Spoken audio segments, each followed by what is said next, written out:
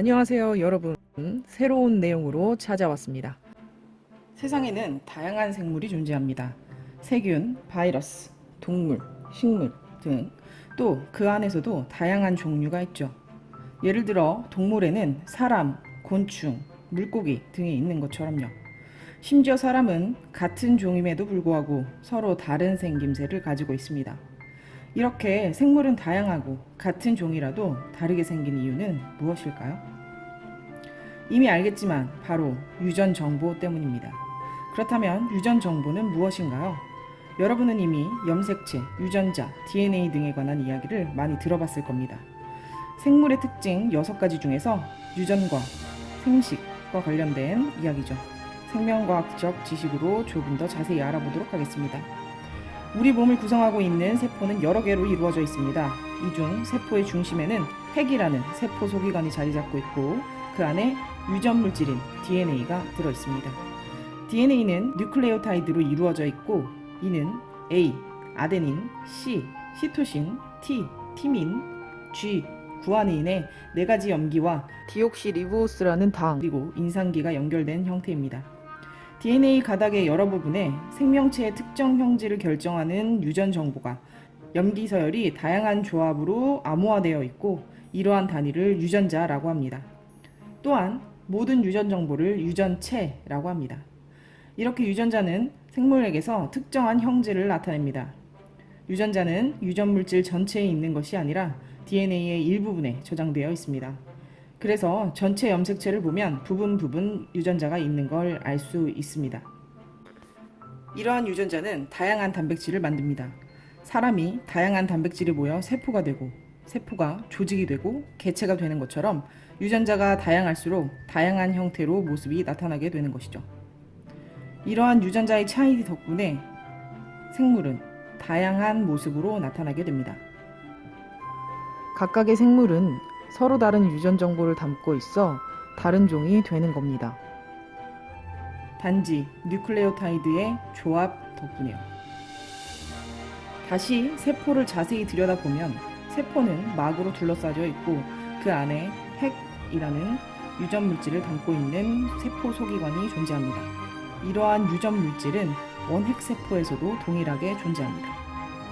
자세히 들여다보면 이 DNA는 히스톤 단백질, 보라색으로 보이죠? 이 단백질에 감겨서 뉴클레오솜이라는 하나의 단위체를 구성하게 되고 이는 다시 여러 번 꼬여서 염색사, 염색체가 실처럼 늘어져 있는 모습의 형태로 만들어지게 됩니다. 세포가 분열하지 않는 시기나 더 이상 분열하지 않는 세포에서 정보를 꺼내 사용하기 쉽게 염색체가 가는 실 모양으로 풀어져 있는 것이죠. 이 염색사는 세포가 분열하는 시기에 이동과 분리가 쉽도록 염색체로 응축되어 광학현미경으로 관찰할 수 있는 두꺼운 막대 형태가 됩니다. 이때 염색체는 염색약으로 염색이 되는 상태이기 때문에 이름 붙여졌습니다. 핵에는 생물에 따라 고유한 개수의 염색체가 존재하는데 사람은 46개, 46개의 염색체를 가지게 됩니다. 이러한 염색체를 보기 좋게 나열하여 핵형, 즉 염색체의 특징을 조사하는 것을 핵형 분석이라고 합니다. 핵형 분석 시 엄마와 아빠로부터 받은 같은 크기의 염색체를 쌍으로 짝지어서 크기 순으로 나열하고 성별을 구분하는 X, Y 염색체는 마지막에 두는 겁니다. 이렇게 동원체의 위치와 염색 양상이 같은 염색체를 상동 염색체라고 하고 1번부터 22번까지 염색체는 남녀에 공통적으로 존재하는 상염색체라고 하고 나머지 한 쌍은 성결정에 관여하기 때문에 성염색체라고 합니다.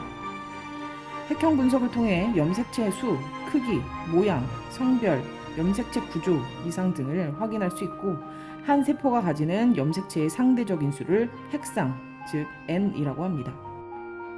염색체는 세포 분열 시 2개로 나누어져야 하기 때문에 자신의 유전 물질을 복제하여 X자 모양이 되기도 합니다. 염색체죠.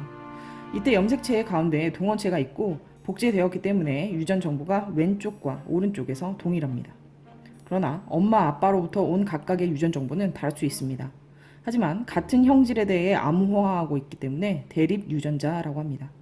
만약 대립 유전자 쌍이 같은 경우 동형 접합성, 서로 다른 경우 이형 접합성이라고 합니다. 이러한 유전 물질은 동일한 종이라면 모든 세포에 동일한 양을 가집니다. 자, 이제 유전 정보를 저장하는 물질인 유전 물질에 대해 잘 알았나요? 이제 교과서를 보고 내용을 정리해보세요. 오늘의 과제는 오늘 배운 내용을 한 장에 정리하여서 구글 클래스룸에 제출하시면 됩니다. 다음 시간에 만나요. 안녕.